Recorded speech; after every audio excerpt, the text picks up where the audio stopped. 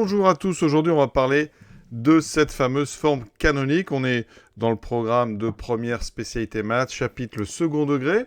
On a déjà vu la définition de ce que c'est un polynôme donc, du second degré ou un trinôme du second degré. C'est donc une fonction définitoire dont l'expression peut se mettre sous la forme ax2 plus bx plus c. Voilà. Cette forme-là, d'ailleurs, elle a un nom, c'est la forme développée réduite. On peut même rajouter ordonnée, puisqu'on a mis les carrés d'abord, le terme en x en deuxième et la constante en troisième. Eh bien, il existe une autre forme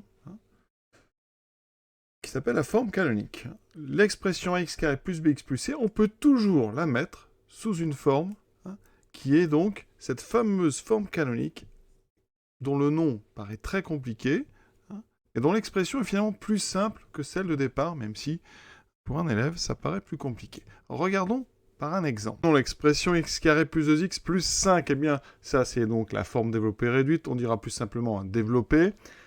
Eh bien, on peut la mettre sous une autre forme, qui est x plus 1 au carré plus 4. Cette deuxième forme s'appelle la forme canonique. La chose qu'on peut se demander, c'est mais d'où vient ce mot forme canonique? Alors ça vient du grec canon, qui veut dire règle, et donc canonikos, c'est fait suivant les règles.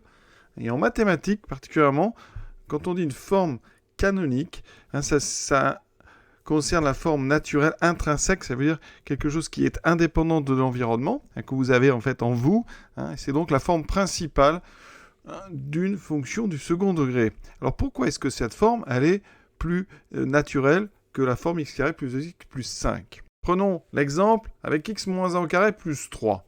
J'ai tracé ici la courbe sur GeoGebra, j'obtiens une parabole orientée vers le haut, eh bien parce que effectivement le coefficient a qui se trouve en fait devant le carré ici est un 1, c'est un nombre positif, donc parabole orientée vers le haut.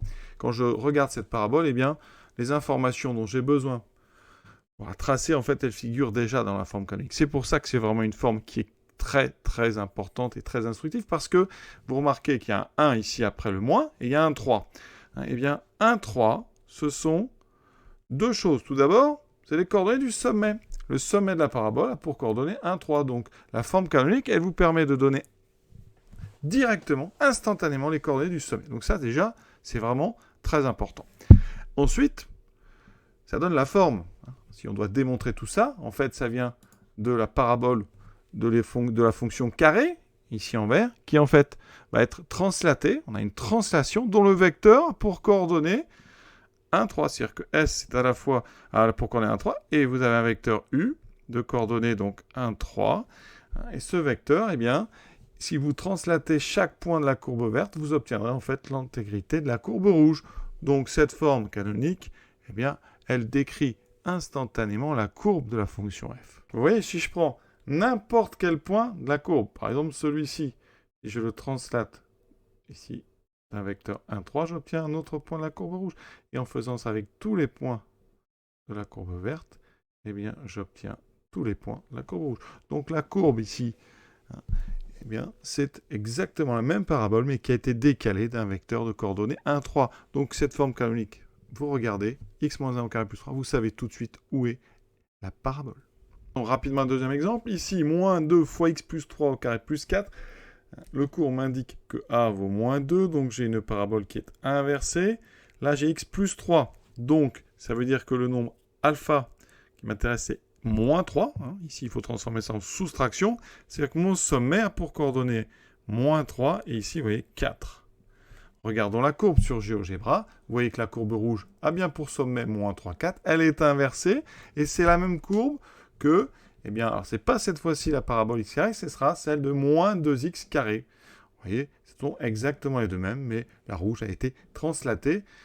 Et donc, encore une fois, eh bien, la forme canonique m'a donné ces informations sans que j'ai même besoin de les trouver. L'aspect fondamental de cette forme canonique, elle donne directement le tableau de variation.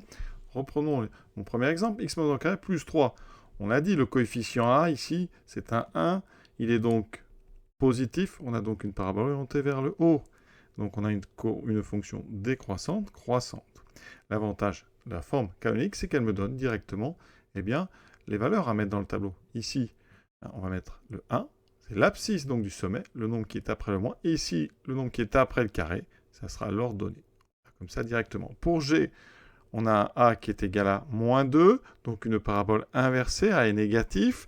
Le tableau est directement fait, c'est donc une fonction croissante puis décroissante, et les coordonnées ici, les valeurs qu'il faut mettre, c'est donc, là on a plus 3, on va donc mettre moins 3, il faut une soustraction dans le carré, et ici on va mettre 4. Vous voyez, c'est quand même très très pratique. La question qui se pose légitimement après, c'est comment est-ce qu'on va avoir la forme canonique? Est-ce qu'on va nous la donner? Est-ce qu'on va devoir la trouver? Eh bien, le programme est assez clair là-dessus.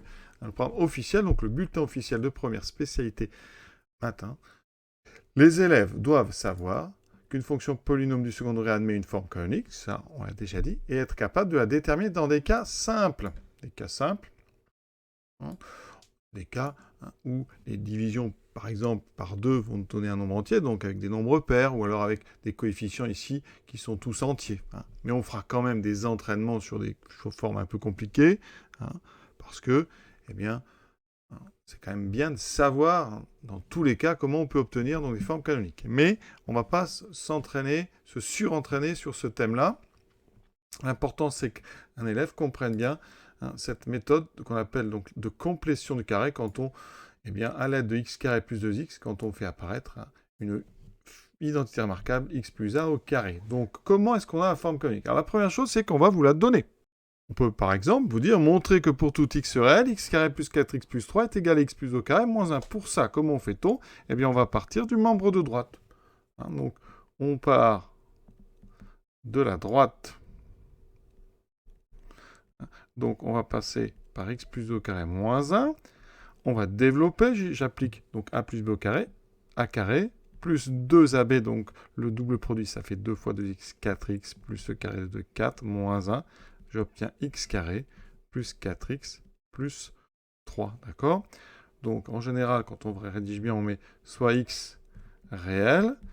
On a développé ça, on a trouvé ce qu'il fallait. Donc, on peut conclure, pour tout x, on a bien x plus 2 au carré moins 1, qui est égal à x carré plus 4x plus 3. Vous pouvez même le mettre dans le sens qu'on l'a donné au début, les égalités, on peut inverser les deux membres, il n'y a pas de problème.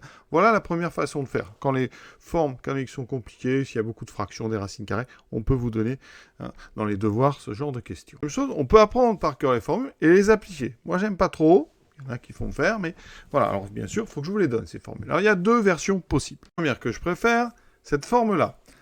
Donc, A fois x moins alpha, avec un alpha qui sera moins b sur 2a. Celui-ci, on peut l'apprendre par cœur. Moins b sur 2a, on va le retrouver de toute façon dans la suite du cours. Plus, ici, un bêta qui est un petit peu compliqué. En général, on n'apprend pas. Qui est moins b carré moins 4ac sur 4a. Alors souvent, quand on vous la donne, elle est écrite sans les parenthèses superflues. C'est-à-dire ici, on a moins fois moins plus. Vous aurez plutôt a fois x plus b sur 2a au carré moins b carré moins 4ac sur 4a. On retrouve d'ailleurs ici quelque chose qui va être très important dans le cours. B carré moins 4ac, ça s'appelle le discriminant. Il est noté de la lettre grecque delta. Ça, c'est donc une formule qu'on donne majoritairement, qui a l'avantage, effectivement, ici, de faire apparaître tout de suite les deux nombres importants qui donnent les coordonnées du sommet de la courbe. Il existe une autre version, qui est tout aussi valable, mais un petit peu moins pratique d'après moi, parce qu'elle ne donne pas ici l'ordonnée du sommet.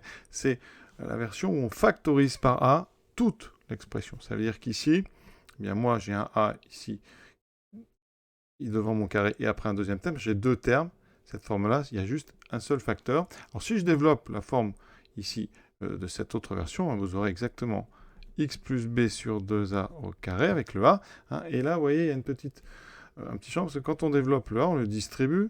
Et en bas, dans cette formule, il y a un a carré qu'on n'a pas dans la première formule. Donc évidemment, après, ça revient au même, et heureusement. Les deux peuvent s'appeler des formes canoniques, donc il n'y a pas de problème. Mais sincèrement, moi je préfère la première puisqu'elle donne les coordonnées importantes et les nombres importants à mettre dans le tableau de variation. J'insiste, pour moi, ça n'est pas la peine d'apprendre b carrément 4ac sur 4a, même si peut-être à force de le faire, ça rentre. On peut le trouver très facilement avec la méthode qui permet de trouver les formes canoniques. Ou une autre méthode que je vais vous donner tout de suite, il se trouve que le nombre bêta, c'est l'image de alpha par la fonction. Alors je vais donner un exemple, ce sera plus clair. X carré plus 4x moins 9, regardez. Alors la première étape, c'est de trouver ABC. On n'est pas toujours obligé d'écrire les valeurs, mais A est égal à 1. Effectivement, vous avez un 1 qui est implicite ici. B vaut plus 4, on écrit B égale 4. C vaut moins 9. J'applique la formule. Alpha, c'est moins B sur 2A. D'accord ? Je vous rappelle, l'abscisse du sommet de la parabole. Donc ici, j'applique la formule, on va dire bêtement, on ne réfléchit pas. B, c'est 4. On divise par 2A, c'est donc 2 fois 1, 2. Moins 4 sur 2, ça donne moins 2. Ensuite, pour avoir bêta, eh bien, c'est tout simplement l'image de alpha par la fonction. Vous voyez bien, dans ma forme canonique, qui est A fois X moins alpha au carré plus bêta, si je calcule l'image de alpha, eh bien, dans la parenthèse apparaît alpha moins alpha. Donc, ce premier terme s'annule, il vous restera tout simplement bêta. Donc, pour calculer bêta, je calcule l'image de alpha. Donc là, je remplace dans f de x, x par moins 2. Alors, il y a un petit peu de calcul. Là, ça va être assez rapide, mais parfois, ça peut être long. Et donc, ça fera moins 2 au carré 4, moins 8, moins 9, ce qui fait moins 17 plus 4, ça fait moins 13. Conclusion, on va dire que c'est donc x moins alpha, donc moins 2, ça fera plus 2 au carré, plus bêta, donc moins 13. Voilà. Vous voyez, on a juste calculé alpha, puis l'image de alpha par la fonction. Maintenant, sans les formules, comment va-t-on faire? Eh bien, c'est une méthode en plusieurs temps.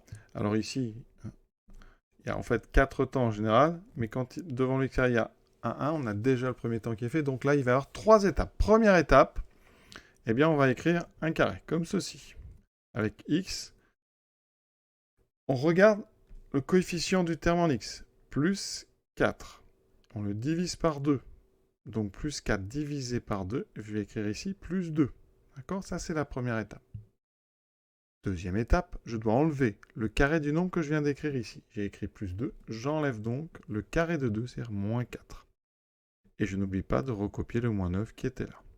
D'accord? Donc première étape, je divise plus 4 par 2. Deuxième étape, j'enlève le carré du nombre que j'ai écrit ici. Troisième étape, je regroupe, je réduis en fait. Donc moins 4, moins 9, ça fait moins 13. Vous voyez, on retrouve exactement la même chose.